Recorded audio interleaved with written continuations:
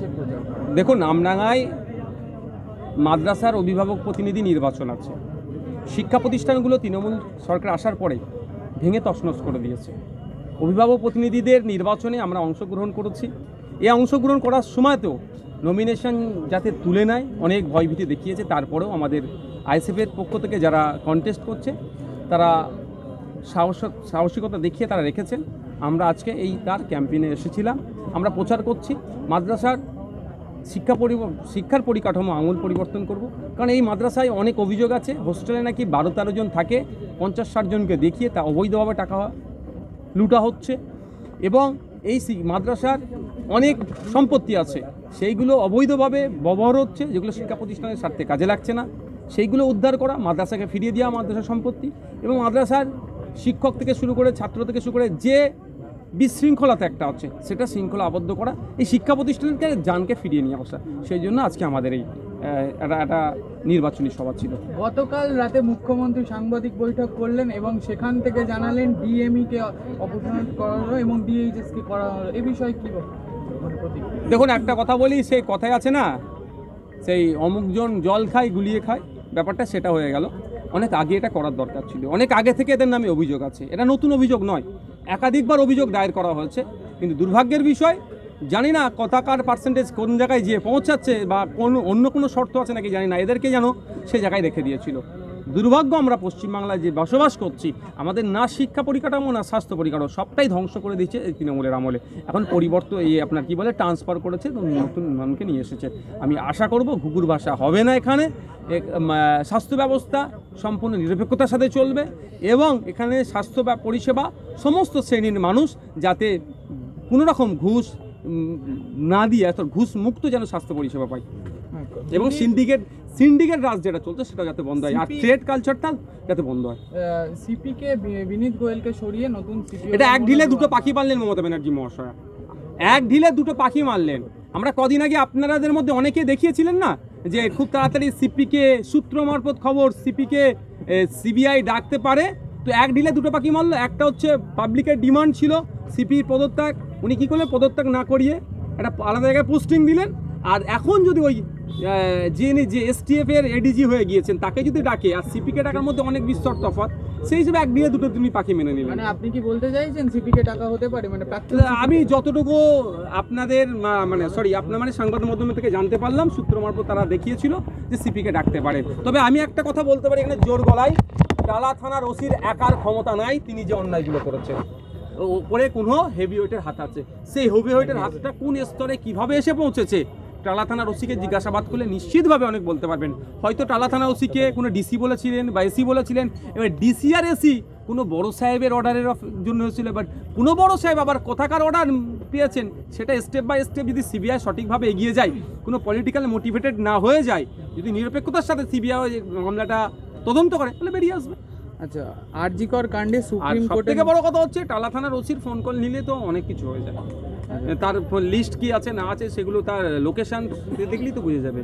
আরজিকর কাণ্ডের ঘটনায় সুপ্রিম কোর্টের নির্দেশ, হাসপাতালের নিরাপত্তাকে সুনিশ্চিত করতে হবে, জুনিয়র সিনিয়র ডাক্তারদের সঙ্গে কথা বলে সুনিশ্চিত করতে হবে, বায়োমেট্রিক পদ্ধতি বসাতে হবে এবং আরও বেশি সিসিটিভির চাদরে মুড়ে ফেলতে হবে যে কোনো মেডিকেল কলেজে। দেখুন, সিসিটিভিটা একটা গুরুত্বপূর্ণ ভূমিকা পালন করে। দেখুন, যাদের মনে নোংরামি করবো এই ধরনের কোনো প্রবণতা থাকলে সিসিটিভি থাকলে একটা ভয় পেয়ে যাবে। কিন্তু দুর্ভাগ্যের বিষয়, আমাদের রাজ্যে আপনারা জানেন অভয়া কাণ্ডের পরে কেন্দ্রীয় সরকার একটা ফান্ড দেয়, যেটা প্রতিটা রাজ্যে দেয়। সেই ফান্ডের থেকে বিশেষ করে আলো আর সিসিটিভির তারা যাতে অ্যারেঞ্জমেন্ট করে, কিন্তু আমাদের রাজ্যের যে ফান্ডটা এসেছে তার 50% খরচ করতে পারেনি দপ্তর।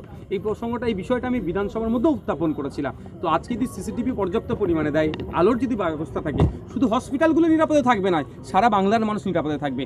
পঞ্চায়েত নির্বাচনের সময় আমরা একটা স্লোগান তুলেছিলাম, যে পঞ্চায়েত আমাদেরকে মানুষজন গিফট করবে, অর্থাৎ আমাদেরকে গঠন করার সুযোগ দেবে এককভাবে, সেই সমস্ত পঞ্চায়েতগুলোতে আমরা কিন্তু সিসিটিভি পঞ্চায়েতগুলোকে দিয়ে মুড়ে দেবো। কিন্তু দুর্ভাগ্যের বিষয়, ভাগ্যের পরিহাস, ভোট চুরি হয়েছে, সেই জন্য আমরা করতে পারিনি। যদি আগামী দিনে আমাদেরকে মানুষ সুযোগ দেয়, আমরা শুধু হসপিটাল নয় সারা বাংলাকে সিসিটিভিতে মুড়ে দেবো, যাতে কোনো দুর্বৃত্তরা নয় কারোর উপরে অন্যায় কোনো অত্যাচার করে। আরজিকর কাণ্ডে তথ্য প্রমাণ লোপাটের বিষয়ে খতিয়ে দেখছে সিবিআই, ওসি গ্রেপ্তার হয়েছে, প্রাক্তন ওসি, আর কেউ যুক্ত কিনা সেটাও খতিয়ে দেখছে সিবিআইকে তদন্তের জন্য সময় দিতে হবে, এমনটাই জানালেন প্রধান বিচারপতি।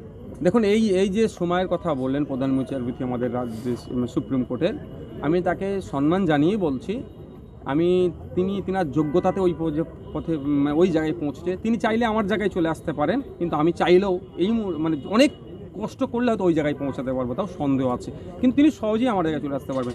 তার কথাকে আমি সম্মান জানিয়ে বলছি, সবের একটা লিমিটেশন হওয়ার দরকার। আমি আশা করব সিবিআই দ্রুত এইগুলো খুঁজে বার করবে, অন্যথায় সুপ্রিম কোর্ট থেকে হয়তো টাইম পিরিয়ড একটা বেঁধে দেবে। কলকাতা পুলিশ 27 মিনিটের ভিডিও ফুটেজ দিয়েছে, আইনজীবী এখনো পর্যন্ত পুরোটা দিতে পারেনি।